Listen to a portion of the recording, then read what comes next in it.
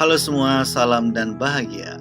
Saya Kadek Dwi Wirahadi. Pada video kali ini saya akan menyampaikan tugas demonstrasi kontekstual modul 1 di T4, yakni praktek penerapan segitiga restitusi.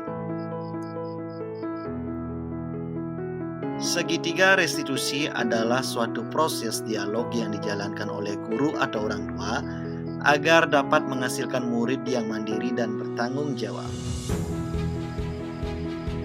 Adapun langkah-langkah penerapan segitiga restitusi. Yang pertama, menstabilkan identitas. Bagian dasar ini bertujuan untuk mengubah identitas anak dari orang yang gagal karena melakukan kesalahan menjadi orang yang sukses. Yang kedua, validasi tindakan. Pada bagian ini, guru memahami kebutuhan dasar yang mendasari tindakan anak berbuat kesalahan. Yang ketiga, menanyakan keyakinan. Pada tindakan ini, guru menanyakan tindakan yang akan dilakukan ke depannya untuk memperbaiki suatu kesalahan. Berikut praktek penerapan segitiga restitusi yang sudah saya jalankan. Skenario kasus yang pertama. Suatu hari, di sekolah terjadi keributan. Ada siswa yang bernama Nara berkelahi dengan temannya karena masalah tugas. Nara tidak membuat tugas ketika diberikan tugas oleh guru. Waktu pengerjaan tugas sudah hampir habis. Nara belum juga selesai mengerjakan tugas.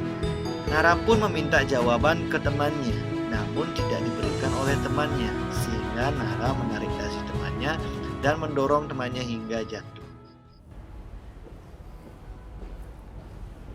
Selamat pagi Nara. Pagi Pak. Baik Nara, sepertinya tadi ada sedikit insiden ya di kelas. Nah, ada masalah mungkin Nara? Enggak Pak, enggak ada apa-apa. Benar. Iya Pak. Tadi Bapak melihat Nara memegang dasi temannya, ya teman sebangku Nara, ya kan?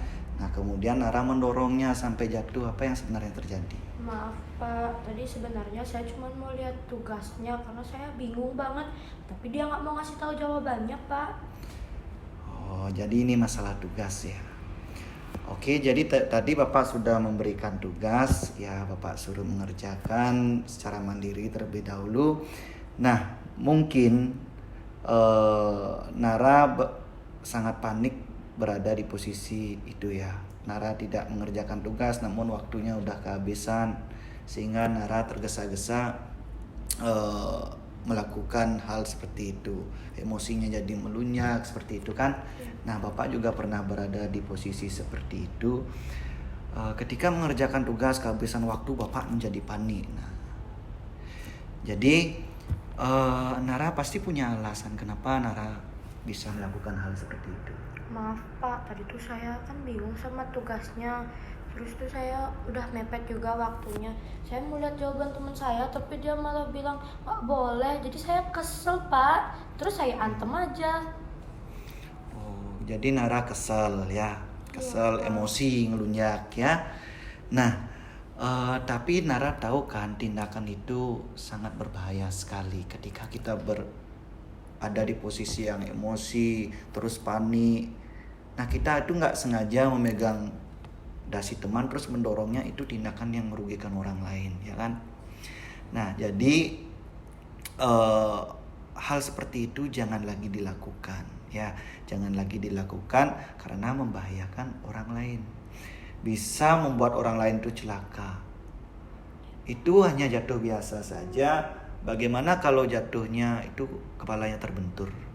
Nah, bisa lebih berbahaya lagi dan kita bisa terlibat urusan dengan kepolisian, rumah sakit, itu akan lebih berbahaya. Nah, Bapak di sini tidak menyalahkan siapa-siapa ya. Jadi Nara sudah tentu tahu itu hal yang salah. Nah, masih ingat nggak keyakinan kelas yang kita buat? Iya Pak, ingat. Nah, apa saja itu? Disiplin waktu, menjaga kebersihan kelas, tertib belajar dan saling menghormati. Tertib belajar dan saling menghormati. Ya, saling menghormati. Nah, ketika melakukan tindakan tadi itu, apakah kita sudah tertib belajar? Belum, Pak. Belum ya. Apakah kita sudah saling menghormati? Belum, Pak. Nah, itu. Jadi kalau Nara besok-besok panik membuat tugas atau tidak mengerti tugasnya, apakah Nara akan melakukan hal yang sama seperti tadi atau melakukan hal yang lain? Tidak, Pak. Nara akan lebih berusaha untuk mandiri dan menanyakan pada guru atau teman dengan lebih baik. Oh ya, jadi itulah sebaiknya yang Nara lakukan. Kalau nggak mengerti, ya bertanya kepada teman atau bertanya kepada guru yang mengajar pada saat itu. Ya, ketika kita emosi, memang pikiran kita itu dikuasai oleh emosi itu. Jadi kita bertindak gegabah.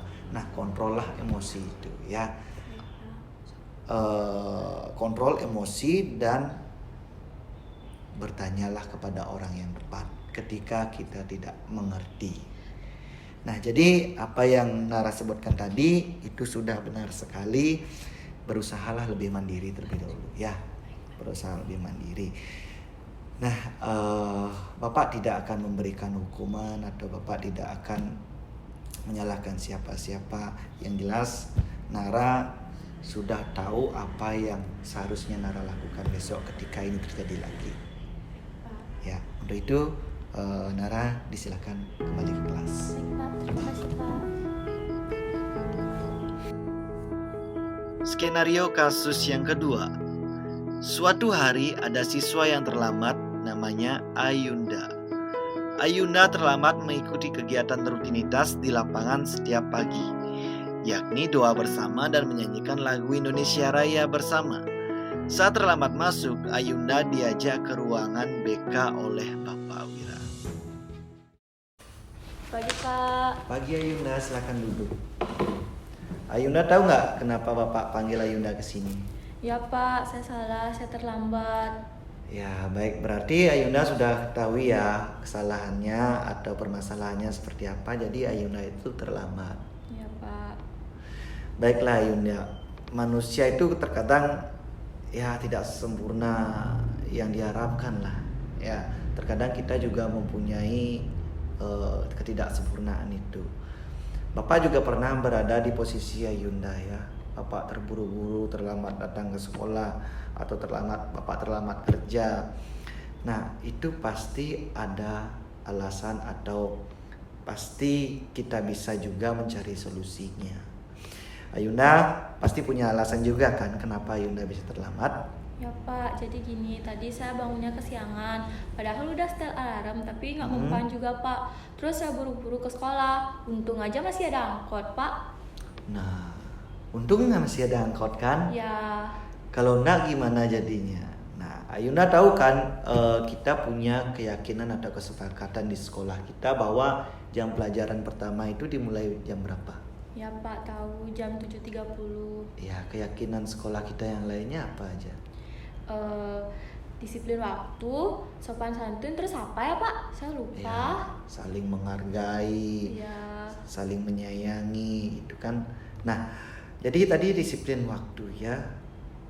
Sekarang Ayunda terlambat. Apakah Ayunda sudah menerapkan disiplin waktu itu? Untuk sekarang saya terlambat, Pak. Ya, jadi tidak menerapkan disiplin waktu ya Ayunda ya. Nah, besok-besok Ayunda harus berbuat yang lebih baik lagi. Ya, Pak. Apa yang akan Ayunda lakukan nanti?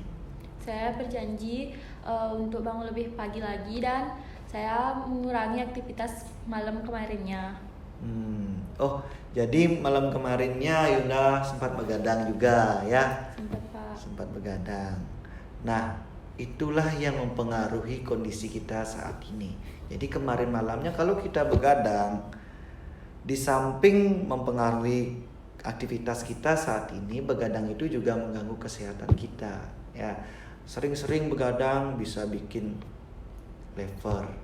Sering-sering begadang bisa saja jantung kita terserang.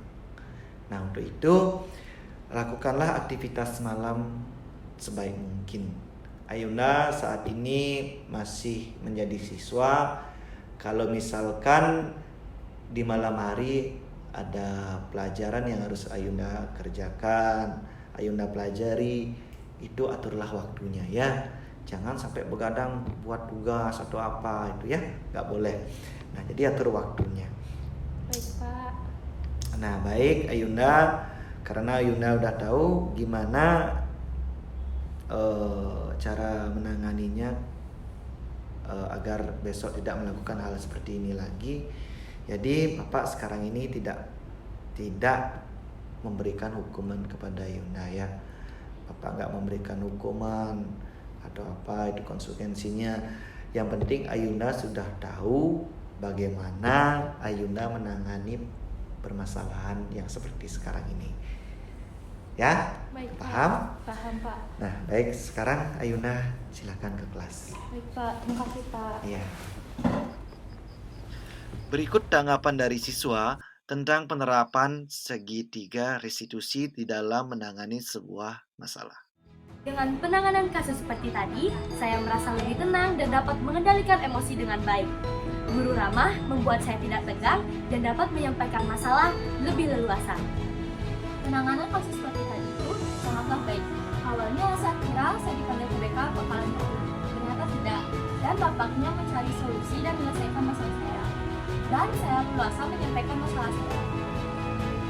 Demikian yang bisa saya sampaikan. Akhir kata saya ucapkan terima kasih, salam dan bahagia.